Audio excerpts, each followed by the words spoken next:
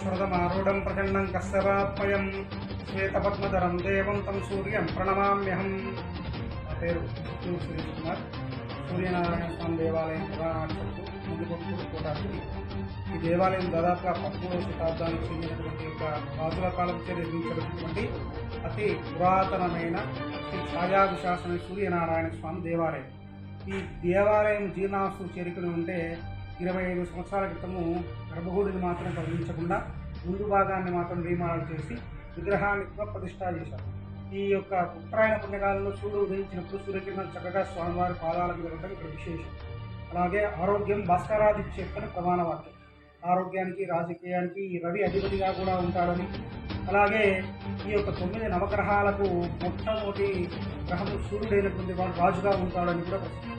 అలాగే మానవ జీవితంలో పాండవులకు అక్షరను ఇచ్చినాడని, ఆంజనేయ స్వామి కావుని విద్యాభ్యాసం చేసినాడని, సత్రాయుద్ధకు సుమంతకు అందించినాడని చెప్పేసి చాలా ప్రసిద్ధి. అంటే మానవ జీవితంలోనే సూర్యుని ఆరాధన చేసి మంచి ఫలితాలు